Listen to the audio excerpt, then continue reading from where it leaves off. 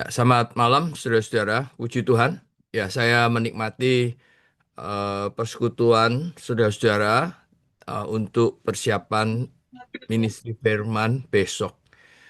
Saya coba untuk membuat beban dari berita ini secara sederhana bisa disampaikan kepada saudara-saudari dan yang lebih utama bagaimana mengimplementasikan beban ini. Jadi berita ini saya bagi hanya dua saja. Pertama, kita bicara mengenai makna kesehatian itu apa, ya. Nah, yang kedua adalah bagaimana menerapkan kesehatian. Baik, jadi yang pertama adalah mengapa kita perlu kesehatian. Karena sebelumnya kita melihat bahwa kitab Kisah Para Rasul adalah satu-satunya kitab yang tidak ada penutupnya. Maka kitab ini adalah terus berkelanjutan. Tapi dia melanjutkan apa? Dia melanjutkan Kristus. Namun bukan lagi Kristus secara pribadi, melainkan Kristus yang telah diperluas, yang telah diperbesar. Yang kita boleh katakan inilah korporat Kristus. Karena itu, kelanjutan kisah para rasul adalah kelanjutan korporat dari Kristus.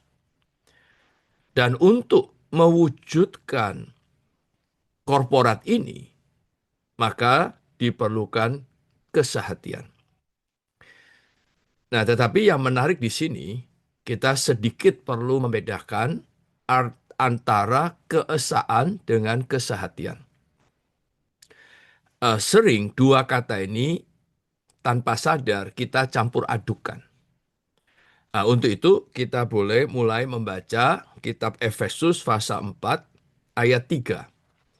Di sana dikatakan bahwa kita harus berusaha memelihara kesatuan roh dalam ikatan damai sejahtera.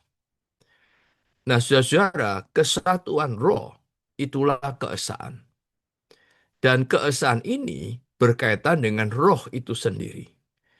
Jadi keesaan ini bukan kita yang mengerjakannya.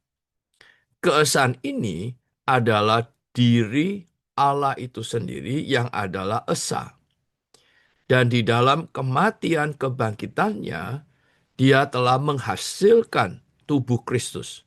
Di mana antara kepala dan tubuh Kristus sudah esa. Dan sebabnya kesatuan roh dimulai dengan satu tubuh dan seterusnya ya di Efesus pasal 4 ayat 3 sampai 6. Jadi keesaan roh itu adalah sudah ada, sudah terjadi, sudah genap. Karena ini berkaitan dengan roh itu sendiri. Namun Paulus menasihati kita untuk memelihara kesatuan roh. Nah, memelihara kesatuan roh ini artinya kita harus menerapkan keesaan itu dalam kehidupan kita sehari-hari dan dalam kehidupan korporat. Lalu bagaimana kita memelihara keesaan itu? Ya, kita harus belajar sehati. Itulah sebabnya definisi atau makna kesehatian adalah pelaksanaan keesaan tubuh. Jadi ketika kita melaksanakan keesaan roh yang adalah keesaan tubuh, kita menerapkannya dengan memelihara kesatuan itu, ya harus dengan kesehatian. Nah, saya kira itu saja ya, saudara-saudara, karena banyak pemikiran-pemikiran alamiah manusia sehati itu ya kita cobalah kalau ada perbedaan pendapat ya yang minoritas ngalah lah, ikutlah mayoritas ya, diusahakan mencapai kata mufakat ya mufakat bersama ya. Wah, ini baru sehati. Bukan demikian ya. Tetapi keesaan roh itu harus diterapkan. Nah, penerapannya adalah melalui kita belajar bagaimana kita sehati. Ya, nah, sehati ini di dalam dua ayat di Perjanjian Baru, yaitu Kisah Para Rasul pasal 1 ayat 14 dan Matius pasal 18 ayat 19, dengan kata Yunaninya sedikit membantu kita melihat makna sehati itu. Yaitu pertama adalah homo tumadon. Homo itu adalah serupa atau sama. Nah, tumadon berasal dari dasar kata tumos, artinya pikiran, ya, tekad, tujuan. Nah, sehingga terjadi keharmonisan antara setiap pikiran banyak orang.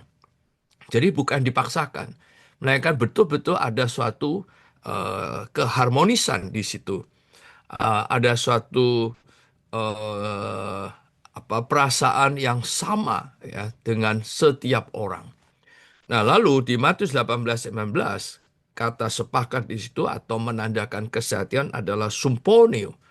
Nah, ini biasa dipakai di dalam pertunjukan simfoni ya, di mana ada orkestra begitu banyak alat musik, tetapi ketika dibunyikan, semua bunyi itu bukan bertabrakan, tetapi menjadi suatu keserasian, suatu keharmonisan, sehingga melodi yang harmonis itu menjadi musik yang menyenangkan, yang menghibur bagi pendengar. Nah, kesehatan inilah akan menjadi melodi yang menyenangkan Allah. Nah, inilah yang mewujudkan eh, kelanjutan korporat dari Kristus. Jadi, kita hanya menerapkan keesaan roh yang sudah ada itu ke atas kehidupan kita. Jadi, bukan kita yang berusaha untuk esa, karena keesaan itu adalah roh itu sendiri. Tetapi kita belajar sehati. Dengan kesehatian kita menerapkan keesaan roh di atas kehidupan kita, di dalam kehidupan gereja. Saya kira itu bagian pertama yang mungkin saudara boleh sedikit menjelaskan kepada kaum saleh. Nah, lalu bagian kedua ini sebetulnya bebannya ya. Kalau tadi hanya penjelasan, nah sekarang adalah bebannya ya, yaitu bagaimana menerapkan kesehatian ini ya. Nah, saya sepanjang hari ini saya pertimbangkan ya eh, bagaimana supaya sederhana ya kaum saleh itu dengan cepat untuk menerima dan tahu bagaimana menerapkan. Saya kira saya bagi menjadi tiga bagian ya. Jadi untuk menerapkan kesehatian, maka kita perlu melihat dari tiga aspek.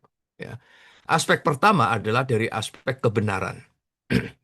Nah, untuk sehati, kita perlu memiliki pengajaran yang sama, ya, yaitu pengajaran para rasul. Ini berkaitan dengan aspek kebenaran. Kita perlu diperlengkapi oleh kebenaran. Kita perlu disusun oleh kebenaran. Kita perlu diubah oleh kebenaran. Kita perlu juga dimerdekakan oleh kebenaran. Kita perlu dikuduskan oleh kebenaran. Kita juga perlu menjadi ekspresi dari kebenaran. Nah, kebenaran berasal dari mana? Kalau berasal dari banyaknya pengajaran, maka tentu susah untuk sehati. Ya. Karena itu faktor penunjang kesehatian yang pertama adalah pengajaran para rasul. Ini berkaitan dengan konstitusi kebenaran. Nah, pengajaran para rasul ini juga menunjukkan kesehatian. Mengapa? Karena rasulnya banyak, tetapi pengajarannya cuma satu. Ini kalau bukan kesehatian, ini apa? Ya, saya kira eh, di kekristenan itu pasti banyak yang mau ngajar, ya, banyak pengajar. Tapi setiap orang mengajarkan apa yang dia suka, mengajarkan apa yang dia pahami masing-masing.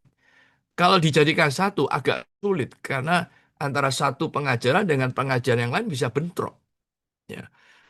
Karena itu di dalam kekristenan sudah terlalu banyak pemahaman yang satu dengan pemahaman yang lain tidak pernah ada titik temu. Tapi para rasul ini hebat ya. Di zaman perjanjian baru. Begitu banyak rasul. Ya tentu ada Rasul Petrus yang pertama ya, ada Rasul Yohanes. Kemudian belakangan Tuhan dapatkan Rasul Paulus ya, dan masih banyak rasul yang lain. Tapi mereka mengajarkan satu hal. Karena itu pengajarannya unik. Pengajarannya itu satu saja. Tidak beraneka ragam. Walaupun yang mengajar banyak, namun yang mereka ajarkan hanya satu. Dan pengajaran yang sama ini diberitakan untuk seluruh gereja. Ya. Nah, apa contohnya? Nah, sayangnya ini tidak ada di sini. Jadi saya tambahkan. Saudara-saudara boleh baca ya Kolose pasal 4 ayat 16. Ya, ini bukti pertama. Saya malam ini akan tambahkan dua bukti ya. Bukti pertama, Kolose pasal 4 ayat 16. Saudara baca di sana. Paulus menasihati orang Kolose. Bila mana surat ini telah dibacakan di antara kamu, usahakanlah supaya dibacakan juga di gereja Laodikia. Dan supaya surat yang untuk Laodikia dibacakan juga kepada kamu. Ini menunjukkan ajaran yang sama kepada Kolose itu harus dibaca oleh Laodikia. Ajaran untuk Laodikia harus dibaca untuk orang Kolose. Ini bukti pertama. Nah, bukti yang kedua adalah di kitab Wahyu. Nah, ini yang sering kita pakai ya. Tetapi mungkin banyak orang yang tidak cermat ya. Wahyu pasal 1 ayat 11 ya. Di sana Tuhan berkata, apa yang engkau lihat, tuliskanlah di dalam sebuah kitab atau sebuah gulungan kitab. Satu gulungan kitab. Bukan banyak kitab. Tetapi di dalam satu gulungan kitab, itu yang dikirim ke 7 gereja. Ya. Jadi artinya di dalam satu gulungan kitab, itu ada surat untuk Efesus, Smyrna, Pergamus. Artinya semua surat yang ditujukan kepada Efesus itu juga dibaca oleh gereja-gereja yang lain. Nah, ini menunjukkan bahwa di dalam praktek gereja-gereja sebermula di zaman Perjanjian Baru sebelum merosot selama 2000 tahun ini, mereka dijaga di dalam pengajaran para rasul, pengajaran yang unik. Itulah sebabnya awal dari kehidupan gereja, mereka bertekun di dalam pengajaran para rasul. Nah, ini penting bagi kita hari ini yang ada dalam pemulihan Tuhan. Ya, mengapa kok kita tidak perlu mendengar pengajaran-pengajaran yang lain? Kita hanya perlu menerima satu pengajaran. Nah, pengajaran ini yang disebut pengajaran para rasul sesungguhnya ya adalah firman Allah sendiri. Firman yang Tuhan beritakan di dalam zaman Perjanjian Baru. Karena itulah kita harus sarankan saudara-saudari, mari kita punya apa perjuangan ya, punya suatu jerih lelah untuk datang kembali kepada Alkitab. Ya, mendoa bacakan firman Tuhan, merenungkannya, menikmatinya sampai firman itu menjadi rema di dalam kita. Sehingga kita disusun olehnya, kita diubah olehnya, bahkan kita memperhidupkannya. Nah, untuk itu kita di dalam gereja, kita harus bersama-sama mengajak seluruh kaum saleh untuk menikmati pengajaran yang sama. Dididik di dalam pengajaran yang sama. Nah, ini adalah aspek kebenaran. Kalau di aspek kebenaran kita disusun yang sama, maka kesehatan itu menjadi sangat mudah. Ya, ini yang pertama. Yang kedua adalah perihal hayat. Saudara-saudara, untuk sehati perlu bertumbuh dalam hayat. Karena kalau tidak bertumbuh dalam hayat, manusia alamiah kita ini sulit sehati. Ya. Jangankan kita dalam gereja, bahkan di dalam keluarga. Orang tua dengan anak. Ini kan saudara sedaging. Tapi di dalam keluarga belum tentu akur. Ya, walaupun saudara sedaging ini. Atau saudara kandung. Saudara sedaging kok. Tapi nggak bisa akur. Ataupun suami istri. Yang diawali dengan sama-sama saling mencintai. Tapi belum tentu bisa akur. Apalagi begitu banyak orang di dalam gereja. Jadi manusia alamiah kita ini sulit untuk sehati. Ya. Karena itu sehati harus bertumbuh dalam hayat. Nah, untuk bertumbuh dalam hayat tidak ada jalan lain. Kita harus menjadikan Kristus sebagai persona kita. Kita harus membiarkan Kristus sebagai satu-satunya kepala. Maka kita perlu membuka ruangan hati kita. Membiarkan Kristus berhuni di dalam kita. Nah, ini adalah pengalaman hayat. Bertumbuh dalam hayat. Baru kita bisa ya memiliki yang namanya satu roh, satu pikiran, ya, satu jiwa, satu hati. Nah, kalau bukan Kristus yang memenuhi kita, maka secara alamiah kita sulit untuk bisa mencapai kesehatian. Jadi di aspek hayat kita harus banyak mengalami Kristus. Kristus yang sama menduduki setiap hati kita. Maka kita nggak usah saling mencocok-cocokkan. Pikiran kita harus harmonis. Oh tidak, karena pikiran Anda sudah adalah pikiran Kristus. Pikiran saya juga adalah pikiran Kristus. Begitu mudah kita diharmoniskan. Begitu mudah kita mencapai symphonio, kita mencapai homotumadon, ya. Nah, karena itu di aspek hayat kita perlu belajar membuka hati kita, membiarkan Kristus berumah di dalam hati kita, ya. Nah, yang ketiga, saudara-saudara. Jadi ini memudahkan saja ya. Kebenaran, hayat. Nah, yang ketiga adalah aspek pelayanan. Hari ini di dalam kekristenan, begitu banyak pelayanan. Semua benderanya sama, yaitu bagi Tuhan. Wah, kita semua bagi Tuhan. Tapi begitu bagi Tuhan, lah kok bentrok? Ya, begitu bagi Tuhan, kok tidak senang hati? Satu kelompok dengan kelompok yang lain. Padahal sama-sama benderanya. Bagi Tuhan, bagi Tuhan. Nah, untuk itulah kita harus punya satu visi. Kalau kita tidak punya satu visi, pelayanan kita ini begitu banyak visi. Kita maunya ini, yang sana maunya itu, walaupun sama-sama benderanya sama, yaitu bagi Tuhan. Tapi tidak terwujud, karena visinya berbeda-beda. Nah, untuk itu eh, kita pakai dua ayat yang terkenal ya, Amsal 29 ayat 18a. Kita perlu visi supaya kita tidak liar, ya. Kemudian Kisah Para Rasul pasal 26 ayat 19, Paulus di sana memproklamirkan ya bahwa dia tidak pernah tidak taat terhadap visi yang dari surga. Nah, visi itu berkaitan dengan pelayanan. Karena Allah memberikan visi adalah untuk pergerakan Allah. Nah, jadi lalu apa visi kita di dalam pemulihan Tuhan? Puji Tuhan ya, visi kita adalah visi yang al-muhit, perampungan ultima dari semua visi.